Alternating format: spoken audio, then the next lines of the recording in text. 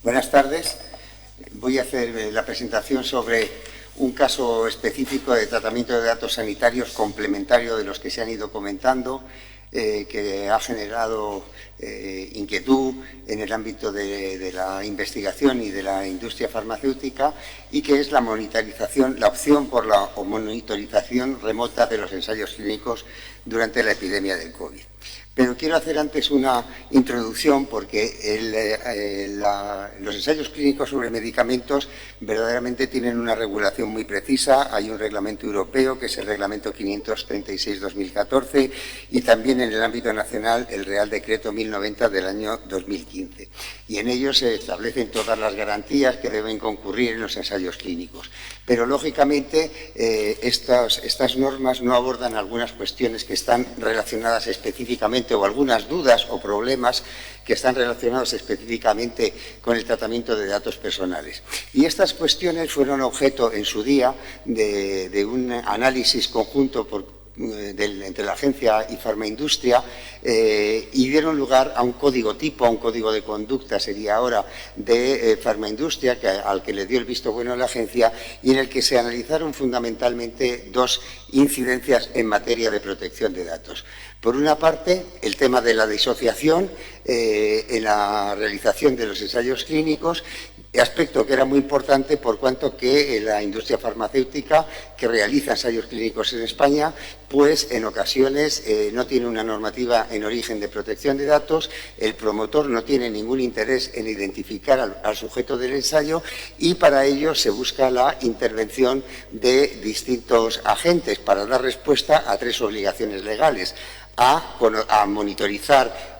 por parte de una persona que depende del promotor del ensayo ese ensayo clínico y que por tanto puede tener acceso a la información identificativa; el hecho de que si hay una reacción adversa hay que notificarlo al promotor del ensayo, y que hay que indemnizar en caso de que haya un siniestro. Y todos estos casos llevarían a que el promotor pudiera conocer la identidad de las personas del ensayo. Este código de conducta, este código tipo, lo que hizo fue precisamente buscar alternativas que veremos después para estos problemas. Y por otra parte, en los códigos, en los ensayos clínicos con medicamentos, hay un abanico muy amplio de sujetos que intervienen: el promotor, es decir, la industria farmacéutica; el monitor o la CRO, que son quienes supervisan el funcionamiento del ensayo; los centros sanitarios, los investigadores, los asistentes del investigador, los auditores posteriores del ensayo, los comités de ética de la investigación y también, lógicamente, lo más importante, el sujeto del ensayo. Y, por tanto, es necesario, desde el punto de vista de protección de datos, delimitar cuál es la posición jurídica de cada una de estas partes, ¿no? El código tipo, en su día, dio una respuesta paradójica, puesto que de lo que trató de buscar es, primero, una solución de garantía respecto a la disociación de los datos personales, que permitiera entender por menos una exclusión parcial de al menos algunas de las garantías de la Ley Orgánica de Protección de Datos, aunque manteniendo la responsabilidad del promotor en una serie de aspectos, como son el de realizar los ensayos clínicos en un lugar donde le garantizaran verdaderamente que había un cumplimiento por parte del centro sanitario y de los investigadores de los datos personales, y con unos estándares adecuados. Por eso se entendió que el promotor, aunque al final recibiera una información disociada, sí tenía una responsabilidad en materia de protección de datos, como era la selección del sujeto del ensayo y esa garantía de que en ese centro sanitario verdaderamente se estaban cumpliendo adecuadamente la normativa de protección de datos. Para la realización del ensayo es necesario obtener información clínica. Esta legitimación se encuentra en las previsiones sobre investigación de la Ley de Autonomía del Paciente, que es realizada por profesionales sanitarios cualificados en el ámbito de la investigación. Y lo que sí se trató es de diferenciar, para que no hubiera confusiones, entre el fichero de la historia clínica y los ficheros de protección de datos relacionados con la investigación, hacer un tratamiento de datos específico. La disociación de datos personales ya sabemos que es una disociación que se ha discutido mucho, si se puede garantizar una irreversibilidad absoluta que excluya la aplicación de la normativa de protección de datos. No, con carácter general, inclusive ahora en el marco del Reglamento Europeo de Protección de Datos, donde se han distinguido dos categorías relevantes, la anonimización con disociación irreversible y la pseudonimización que permite la reidentificación pero facilita el tratamiento de los datos personales, pues en realidad en el caso del código tipo de farmaindustria se llegó a una solución de pseudonimización, en el cual se asignaban unos códigos aleatorizados a las personas que participaban en el ensayo y se establecían una serie de garantías para evitar la reidentificación. El monitor podía comprobar ese proceso de asignación de los códigos, pero tenía la obligación de no facilitar en ningún caso, aunque se lo pidiera el promotor, esa información. Y para ello se tenía que prever expresamente la obligación de no despedir, no sancionar o no resolver el contrato en los casos en los que, si se solicitara la reidentificación, el investigador o el monitor o la CRO no quisieran facilitar la información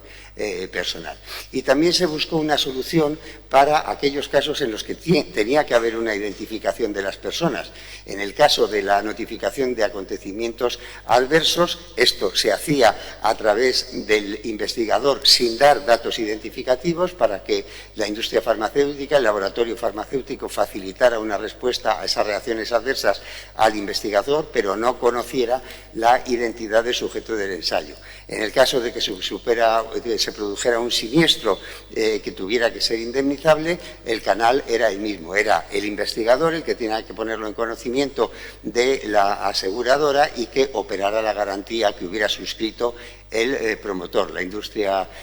farmacéutica. Y también se contempló la posibilidad de que pudiera haber errores y en algún caso se produjera una reidentificación, y para eso se exigió que se crearan ficheros específicos y separados, las medidas de seguridad que preveía entonces el reglamento y la Ley de Protección de Datos y el reglamento de desarrollo, y en todo caso la supresión inmediata de los datos identificativos. Bien, con estas garantías se favoreció la promoción de la investigación en ensayos clínicos en España y, a su vez, en el código tipo se analizó la posición jurídica de las partes y se llegó a la conclusión de que, desde luego, el promotor de ensayo clínico tenía esa responsabilidad de la selección de cumplimiento, de la selección de establecimientos en los que se cumpliera adecuadamente la normativa de protección de datos, pero después era el centro sanitario el responsable de la información, el investigador, si contrataba directamente con la industria farmacéutica, también sería un responsable de tratamiento, y si no, sería un usuario autorizado por el centro sanitario. Los asistentes del investigador, si eran internos, serían usuarios autorizados. Si se contrataba personal externo, serían encargados del tratamiento, y el promotor, ya lo he comentado anteriormente.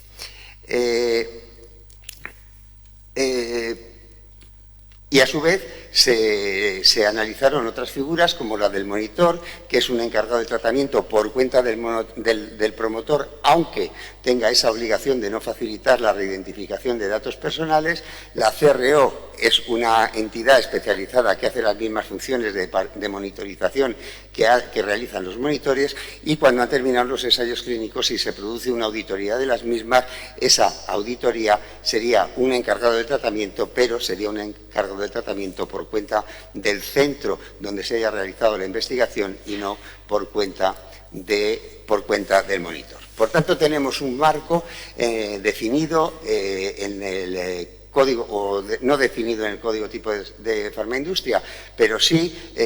definida en la normativa anterior de protección de datos, y que en el código tipo de farmaindustria se ha ido adaptando y aclarando respecto de las peculiaridades que presentan los ensayos clínicos con medicamentos. Y en ese marco, la situación que se ha producido por el COVID-19 es que la industria farmacéutica, para garantizar la continuidad de los ensayos clínicos, se ha planteado, ante las dificultades de realizar una monitorización presencial por parte de los monitores o de las CROs de los propios ensayos en los propios centros sanitarios la posibilidad de articular una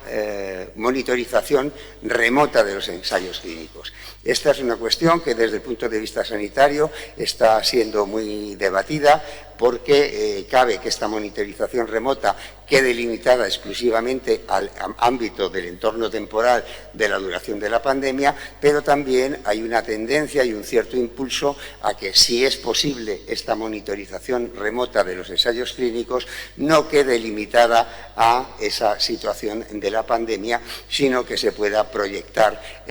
a situaciones posteriores, y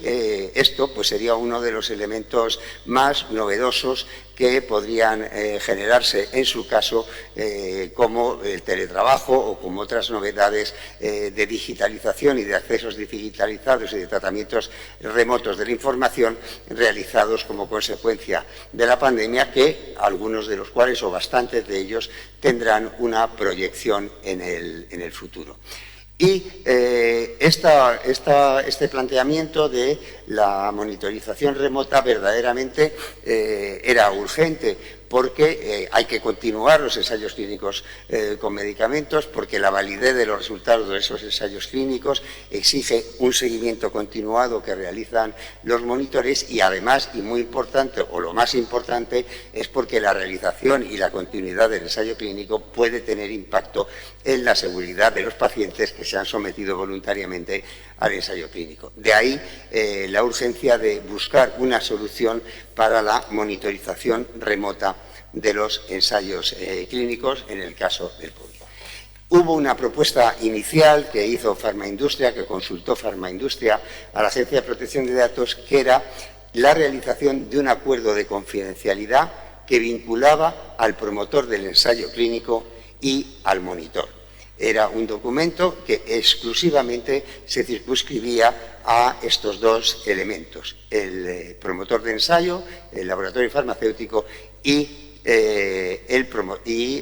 monitor que actúa por su cuenta. El primer análisis que hizo la agencia de esta propuesta de Farmaindustria fue que era una propuesta insuficiente, tanto desde el punto de vista jurídico como desde el punto de vista funcional. Y vamos a ver por qué era esta insuficiencia y por qué hubo que superar estas deficiencias y estas omisiones. Desde el punto de vista jurídico, como he señalado, la posición jurídica de las partes es la siguiente: el promotor es responsable del tratamiento, incluso con datos pseudonimizados. En este momento, con la aplicación del Reglamento General de Protección de Datos, cabe la duda, o está planteado, y es una cuestión que hay que resolver y que está pendiente de resolver, si el promotor en realidad sería, junto con el centro sanitario, un corresponsable del tratamiento, tal como se delimita en el modelo de cumplimiento y en la posición jurídica de las partes en el Reglamento General de Protección de Datos, y es una cuestión que se está analizando en la actualización del Código Tipo de Farmaindustria que está planteada ante la Agencia Española de Protección de Datos. Y, como hemos señalado, a su vez, el monitor es un encargado del tratamiento por cuenta del promotor. Es decir, que aunque tenga garantías para actuar y exigencias para actuar de una manera independiente en la monitorización del ensayo, tanto el monitor como la CRO no dejan de ser unos encargados del tratamiento que tienen que actuar por cuenta y conforme a las instrucciones del promotor. Por tanto, un acuerdo entre el promotor y el monitor o la CRO es absolutamente insuficiente, porque para garantizar adecuadamente la monitorización remota de los ensayos clínicos es imprescindible que se contemplen medidas jurídicas que abarquen a todos los sujetos que intervienen, es decir, al promotor, al centro sanitario, al investigador y a los que monitorizan el ensayo, que son el monitor y la CRO. En consecuencia, se descartó un mero acuerdo de confidencialidad entre el promotor y el monitor. Y desde la perspectiva funcional, es decir, desde una perspectiva de la tecnología utilizable y de las garantías de seguridad, tampoco es posible, también es absolutamente insuficiente, el que el acuerdo de confidencialidad se realice exclusivamente entre el promotor y el monitor. ¿Por qué? Porque para hacer la monitorización remota del ensayo clínico es esencial la articulación de una serie de garantías y de una serie de acuerdos, sobre todo entre la industria farmacéutica, entre el promotor del ensayo clínico y el centro donde se está realizando el ensayo clínico o los investigadores que están realizando el ensayo clínico, ya que es ahí donde se va a producir el acceso a la información necesaria para llevar a cabo la monitorización remota. Y además es necesario garantizar esa interoperabilidad de los accesos a la información con herramientas tecnológicas y cauces seguros. Por tanto, un mero acuerdo de confidencialidad que no implicara a los promotores y a los centros e investigadores, además de al monitor, sería insuficiente. De ahí la primera respuesta inicial que dio la Agencia de Protección de Datos en el sentido de considerar que, de entender que la respuesta que había que dar era urgente, de entender que había que buscar soluciones para garantizar una monitorización remota de los ensayos clínicos, pero partiendo de unas premisas que fueran totalmente distintas o que superaran de una forma muy amplia las previsiones que había suscitado la Asociación Farmaindustria.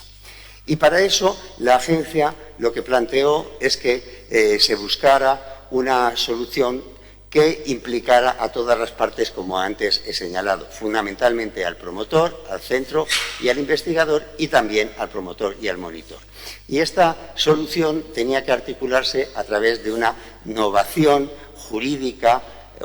con obligaciones para las partes del contrato inicial entre el promotor y el centro o el promotor e investigador. Y que esta novación del contrato debía incorporar dos anexos adicionales. Ese compromiso de confidencialidad entre el promotor, el monitor y la CRO, pero con un abanico de garantías más amplio del que se había descrito en el documento inicial y, complementariamente, un protocolo de seguridad sobre cómo tenía que actuar el monitor en lo que se refería a la monitorización remota. Para ver qué contenido tenían que tener todos estos documentos, pues hubo un intercambio fluido de información entre la Agencia Española de Protección de Datos y Farmaindustria, hubo mucha proactividad en las propuestas, intentando buscar fórmulas flexibles y además hubo otro elemento esencial como solicitar la cooperación de la Agencia Española del Medicamento y de Productos Sanitarios. Esta cooperación era una cooperación esencial porque la Agencia Española del Medicamento tenía que dar los criterios sanitarios sobre dos aspectos trascendentales que son propios de su competencia y no de la competencia de la Agencia Española de Protección de Datos. La primera, la de delimitar si esta monitorización remota, con la información de que se dispone en este momento, tenía que circunscribirse al periodo en el que estuviera en vigor o que se continuara produciéndose en la realidad la pandemia, o si era una propuesta que podía tener una proyección que fuera más allá de la pandemia. Y esto era una decisión que correspondía a la Agencia Española del Medicamento y Productos Sanitarios, que tiene que autorizar los ensayos clínicos. Y, en segundo lugar, una delimitación de la tipología de datos a los que se tenía que poder acceder para realizar esta monitorización remota. Por tanto, casi desde el primer momento estuvimos en contacto con la Agencia Española del Medicamento y Productos Sanitarios para que se articulara de una forma integral y respetando las garantías y las competencias de todas las partes la propuesta de monitorización. Y efectivamente se llegó a una solución que fuera la novación parcial del contrato inicial entre el promotor del ensayo clínico y el centro y el investigador.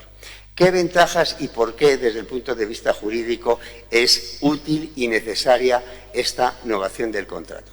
En primer lugar, porque se mantienen las bases jurídicas para el tratamiento de datos del sujeto fuente, del sujeto del ensayo clínico. Al haberse ya articulado en origen esas bases jurídicas conforme a la normativa sectorial aplicable, no es necesario volver a buscar una nueva base jurídica para el tratamiento de datos del sujeto fuente. Están ya en el contrato inicial. La novación es una novación parcial que no afecta a esa materia. En segundo lugar, se mantienen las mismas garantías que ya se dieron en origen para la realización del ensayo clínico y, de una manera muy especial, la intervención del Comité de Ética de la Investigación, haciendo innecesaria un nuevo análisis por parte de este comité. Se mantienen también los protocolos sobre la información a la que se puede acceder, aunque adaptándolos a las peculiaridades del acceso de remoto, ya que no es posible un acceso físico directo a documentación clínica, por ejemplo, en soporte papel, sino que hay que adaptarlo a las peculiaridades que exige un acceso remoto. Es innecesario obtener el consentimiento informado del sujeto fuente para permitir el acceso remoto. Quiero hacer hincapié en particular en esta cuestión porque en el ámbito europeo se estuvo debatiendo con los servicios de la DG Santé, de la Comisión Europea, esta fórmula de monitorización de los ensayos clínicos de manera remota, y una de las cuestiones que se suscitó era la de exigir de nuevo un consentimiento informado del sujeto fuente para realizar estos accesos remotos. El criterio que mantuvimos y que transmitimos a la Agencia Española del Medicamento, que a su vez lo transmitió a la Unión Europea, fue que no era necesario un nuevo consentimiento informado, puesto que no se trataba nada más que de modular y buscar fórmulas alternativas para un acceso a la información cuyas bases jurídicas ya se habían delimitado, ya se habían concretado expresamente en los términos previstos en la normativa reguladora de los ensayos clínicos con medicamentos. Sin embargo, la novación permite adoptar nuevas garantías específicas adaptadas a esta situación excepcional. La primera es la que he señalado, que es la de determinar el alcance de estos accesos remotos y las condiciones del acceso. Ahí, como también he señalado, los criterios que utilizamos fueron y que transmitimos a Farmaindustria fueron los criterios que nos manifestó la Agencia Española de Medicamento y Productos Sanitarios, que es la competente en esta materia. Y también esta innovación tenía una ventaja adicional, puesto que, en principio, no era necesario un nuevo análisis de riesgo completo del ensayo clínico, sino exclusivamente, en su caso, vinculado a los aspectos novedosos que estaban relacionados con la seguridad del acceso y la confidencialidad de esos accesos. El resto tendría que estar aportado, en su caso, en la documentación inicial del ensayo clínico. Sobre el alcance de la monitorización remota de ensayos clínicos, la Agencia Española del Medicamento, al menos hasta este momento, en el momento en que dimos el visto bueno a la monitorización remota, su criterio ha sido que sea una monitorización que se realice exclusivamente en el periodo de duración de la pandemia, vinculado al acceso a los datos del sujeto fuente. Y en ese sentido, una vez que se articularon estos documentos, la novación del contrato inicial para la realización del ensayo clínico y los dos documentos, el compromiso de confidencialidad del monitor o entre el monitor y el promotor del ensayo y el protocolo de seguridad para la conexión remota, la agencia emitió un informe en el que se describía por qué cabía o cómo cabía esta monitorización remota de ensayos clínicos con medicamentos desde la perspectiva de la protección de datos personales. En este informe se describe específicamente la posición jurídica de estas partes que intervienen, el promotor y el monitor, y de las obligaciones que tienen conforme a los dos reglamentos, a la normativa específica de ensayos clínicos con medicamentos, el reglamento 536 de 2014, cuya aplicación efectiva tendría que producirse este año, y sobre todo las previstas en el Real Decreto 1090 del año 2015, que lo que trató fue de dar reglas para ir permitiendo una adaptación en la realización de los ensayos clínicos en el ámbito nacional a las previsiones del reglamento comunitario. Y, por tanto, se articuló señalando que el promotor será responsable del tratamiento y que el monitor es un encargado de tratamiento y, por tanto, deben incorporarse las garantías sobre protección de datos que están previstas en el Reglamento General de Protección de Datos mediante un contrato u otro acto jurídico que vincule a las dos partes. De los documentos que se presentan, por tanto, primero es una adenda al contrato suscrito entre el promotor y el centro, que es la novación, es una novación modificativa y no extintiva del contrato preexistente, y debe recogerse por los requisitos exigidos por la normativa de ensayos clínicos. La valoración de la agencia se limita exclusivamente a los aspectos relacionados con la protección de datos personales. En la parte expositiva de este documento se hace una referencia al alcance o al periodo en el que puede realizarse esta monitorización remota de los ensayos clínicos y también a las labores que incluye la monitorización remota, que son sobre todo o específicamente la verificación, el acceso remoto a la verificación de los datos fuente como alternativa a la monitorización presencial. Por tanto, el hecho de incluir en la parte expositiva y posteriormente suscribir jurídicamente todo el conjunto del documento ya implicaba una obligación por parte de los sujetos intervinientes del alcance temporal y del alcance material de la información a la que se podía acceder. El informe de la agencia también valora la referencia a los procedimientos normalizados de trabajo que permiten garantizar que se acceda estrictamente a esta información para la realización de las funciones de monitorización y se cumpla de este modo el principio de minimización. Y estos aspectos son los que constan en el acuerdo de confidencialidad que se incluye como anexo 1 de la novación del contrato. Y en todo caso, la intervención y la asunción de esta novación por parte del promotor da lugar a que, frente a la situación o a la propuesta inicial en la que no había ninguna responsabilidad por parte del promotor del ensayo clínico respecto a incidencias que pudieran producirse en lo que se refiere al tratamiento de datos personales y en particular a la seguridad de esos tratamientos, pues el promotor asume la plena responsabilidad de las consecuencias que pudieran derivarse de ese incumplimiento sin perjuicio de que pudiera repetir respecto de aquellas que no fueran por su falta de diligencia, sino del propio monitor del ensayo.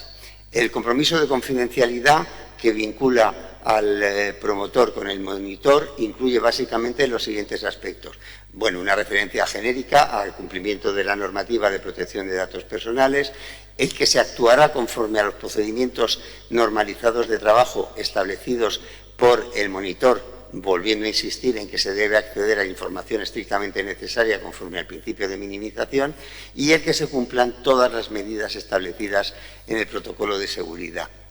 Entre ellas, las medidas de seguridad están en una parte contempladas en este protocolo y otro en el protocolo específico de seguridad. La monitorización debe producirse garantizando que no hay accesos por parte de terceros no autorizados a la información utilizada. Hay que tener en cuenta que previsiblemente la monitorización remota se va a producir en el entorno familiar o en un entorno distinto del del centro sanitario por parte del monitor y, por tanto, que tiene que adoptar adoptar medidas organizativas específicas para que terceros no accedan a la información utilizada. Y a tal efecto es imprescindible que se utilice exclusivamente el dispositivo, el terminal que haya facilitado el promotor, evitando la utilización de equipos informáticos de uso personal a las que pudieran tener acceso a terceros, fundamentalmente del entorno familiar. También en la vinculación que se realiza entre el centro,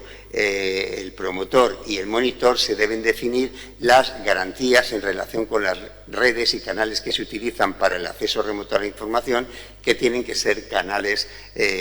seguros. Y se hace una referencia específica de nuevo a que en esta monitorización se reitera, en este acceso remoto o en esta monitorización remoto, que el monitor facilite datos identificativos de los afectados al monitor. También se exige que el monitor no conserve copia alguna de ningún soporte material, información o documentación a la que haya tenido acceso en el marco de sus funciones, y en la hipótesis de que se produzca una quiebra de seguridad, pues el monitor deberá notificar al centro y colaborar con él en la gestión de estos, y el monitor y el promotor deberán colaborar con él en la gestión de los incidentes de seguridad que se hayan producido, estableciendo un plazo de 24 horas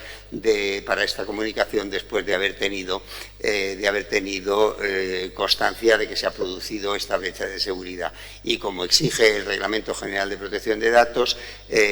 esta notificación, además de realizarse al centro sanitario, debe notificarse al promotor, puesto que él es el responsable del tratamiento de los datos y el monitor es un mero encargado del tratamiento. Si fuera necesario que para llevar a cabo la monitorización remota de los ensayos clínicos la intervención de otro monitor o un comonitor, deberá notificarse al centro esta circunstancia y, lógicamente, los nuevos agentes que intervengan para realizar estas funciones deberán firmar con carácter previo el mismo compromiso de confidencialidad que se ha recogido para el monitor que en su momento estuviera ya trabajando en la monitorización del ensayo clínico. Y se prevé específicamente la posibilidad de que el centro pueda auditar, pueda verificar en cualquier momento que se está cumpliendo con estas obligaciones que ya se han descrito del compromiso de confidencialidad, de forma que tenga la posibilidad de que si tuviera conocimiento de algún incumplimiento, pudiera autónomamente suspender automáticamente el acceso a la información. Por su parte, el protocolo de seguridad de la conexión remota para el entorno de monitorización de ensayos clínicos, pues hay toda una serie de garantías detalladas en el documento que fueron fundamentalmente propuestas por la propia Agencia Española de Protección de Datos y que se refieren a la administración de los accesos por el monitor, a la arquitectura y la conexión propuesta, a la exigencia del cifrado de la información, a la gestión de logs y su auditoría, a la gestión de vulnerabilidades, a los requerimientos que tiene que tener el equipo que va a utilizar el monitor y que le debe haber facilitado el laboratorio farmacéutico, y a las garantías para que no se instale en ese equipo ningún componente de software diferente. En resumen, en lo que se refiere al conjunto de estas garantías, podemos, digamos, distinguir o acentuar tres aspectos. Por parte del promotor es fundamentalmente el facilitar las herramientas adecuadas, unas herramientas que estén preconfiguradas de una manera que el monitor tenga que cumplir con estas garantías de confidencialidad y de seguridad, y garantizar adicionalmente que los accesos que se van a producir son accesos seguros. Por parte del monitor son un conjunto de medidas fundamentalmente organizativas para evitar que se produzcan accesos a esos equipos, así como otras relacionadas con la no obtención de copias que pudieran generar riesgos de seguridad o el acceso por parte de terceros. Y por parte del centro sanitario, las principales medidas que deben adoptarse en materia de seguridad, además de la garantía de conocer si se están produciendo incumplimientos para poder evitar o excluir el acceso remoto a la información, pero hay otras medidas muy relevantes como son la gestión de logs y la auditoría. Hay que tener en cuenta, y en la experiencia de la agencia esto se ha producido en algunas ocasiones, aunque no en particular o de una forma más específica en el caso de los ensayos clínicos con medicamentos, que es obligatorio en los accesos a la información clínica conocer con detenimiento qué personas pudieron acceder a esa información, en qué momento se produjeron esos accesos y a qué información se accedió. Y esta es una exigencia que particularmente o de una forma muy específica debe tenerse en cuenta en los procesos de monitorización remota de los ensayos clínicos. Y para ello no solo es imprescindible disponer de una tecnología que permita obtener esa información, sino que además es necesario tener la diligencia suficiente para ir auditando progresivamente si efectivamente esos accesos, la información que facilitan esos logs son conformes con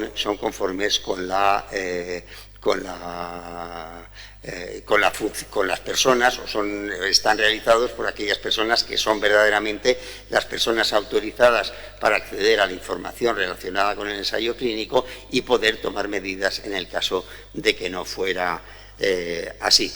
Yo voy a terminar aquí mi intervención. Y bueno, si hubiera alguna pregunta sobre esta cuestión específica, pues quedo a su disposición para poder contestarla. Muchas gracias. Muchas gracias, Jesús.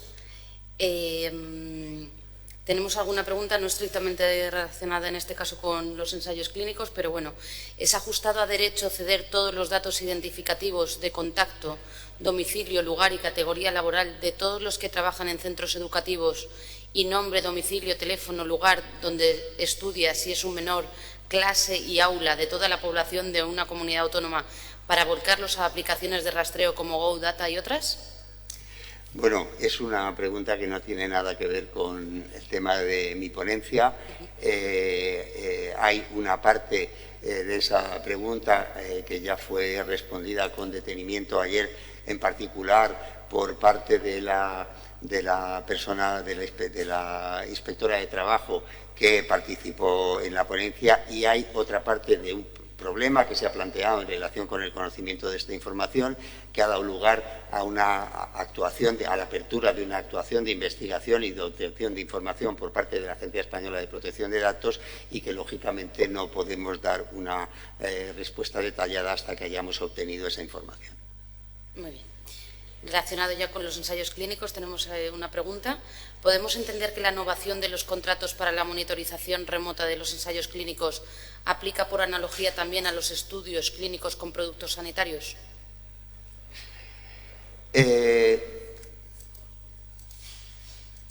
Vamos a ver, este formato se ha elaborado específicamente teniendo en cuenta las circunstancias y los riesgos específicos que se pueden generar en el caso de los ensayos clínicos con medicamentos y de las dificultades asociadas a la imposibilidad o a las dificultades de una monitorización presencial de los ensayos clínicos con el objetivo, con un doble objetivo: garantizar en primer lugar la seguridad de los sujetos del ensayo y en segundo lugar permitir que se desarrollen eficazmente esos ensayos clínicos, que incluso pueden ser ensayos clínicos que estén vinculados específicamente a la obtención de respuestas o remedios frente a la pandemia del COVID. Esto significa que otras formas de investigación relacionadas con los medicamentos no podría hacerse un acceso remoto. Pues no puede decirse de una manera absoluta que es exclusivamente para los ensayos clínicos. Es verdad que cabría la posibilidad de analizar, teniendo en cuenta las características específicas de cada tipo de investigación que se realice, esa opción de buscar garantías adecuadas. Y es probable que esas garantías pudieran articularse. Lo que no puede es, de una manera mecánica, extrapolarse las garantías que específicamente se han buscado para un aspecto de los ensayos clínicos, como es la monitorización, y extrapolarlas mecánicamente a otras modalidades de investigación. Pero no cabe duda de que si fuera necesario, podríamos, o no sé, nos podría proponer a la agencia fórmulas de un análisis previo relacionado con estas garantías y, en su caso, que desde la agencia hiciéramos las sugerencias pertinentes. Pero teniendo en cuenta, en todo caso, que es un aspecto en el que he querido insistir, en que en esta materia de investigación sanitaria es fundamental tener una actuación coordinada con la Agencia Española del Medicamento y Productos Sanitarios, que es quien es competente para darnos una opinión fundada sobre la necesidad o utilidad de esa posible monitorización remota en todo tipo de investigación sanitaria. Gracias. La Agencia de Protección de Datos únicamente está teniendo en cuenta el acceso remoto a los ficheros médicos, pero existen otras formas reconocidas por la Agencia Europea del Medicamento, como el envío de copias de los ficheros médicos por email o fax. ¿Se requiere la pseudonimización de los documentos en este caso? Bueno, es ya tradicional, desde la vigencia de la Ley Orgánica de Protección de Datos y del Reglamento de Desarrollo, que incluía una serie de medidas de seguridad, que en todo tipo de comunicaciones de información sanitaria se adopten unas garantías de seguridad adecuadas, y entre ellas el que la información no viaje en claro, sino que haya garantías que permitan, que limiten el acceso a esa información. Y esto es algo que se ha puesto de manifiesto, por ejemplo, en expedientes por infracción de la normativa de protección de datos, ya con la anterior Ley Orgánica de Protección de Datos, por utilizar fórmulas muy sencillas, muy elementales, como puede ser ese tipo de comunicaciones. Ahora, el Reglamento General de Protección de Datos exigiría un análisis de riesgos específicos y la adopción de medidas adecuadas. Pero no cabe duda que, aunque no estén descritas como estaban descritas anteriormente en el Reglamento de Desarrollo de la Ley de Protección de Datos, las garantías que tenían que tener las comunicaciones en relación con la información sanitaria, de que al menos esas garantías que estaban en el Reglamento de Desarrollo de la Ley se tienen que seguir cumpliendo, y por tanto que hay que buscar fórmulas para que no viajen en claro y pudieran ser accesibles por terceros. Muy bien. En cuanto al análisis de riesgo completo, dado que los ensayos se realizan sobre datos codificados, ¿es necesario un análisis de impacto riesgo completo en los ensayos clínicos? Vamos a ver, aunque la información son tratamientos de datos que afectan a categorías especiales de datos, que afectan a información sanitaria y a un abanico amplio de información sanitaria y a un proceso continuado a lo largo de la evolución del ensayo clínico. Por tanto, hay que hacer un análisis de riesgos y en su caso habrá que hacer una evaluación de impacto específica para la realización de los ensayos clínicos. ¿Significa esto que todos y cada uno de los ensayos clínicos tienen que tener una evaluación de impacto específica y puntual? Bueno, pues esto depende, porque el Reglamento General de Protección de Datos admite que para supuestos en los cuales se haya hecho un análisis de riesgos y se haya realizado una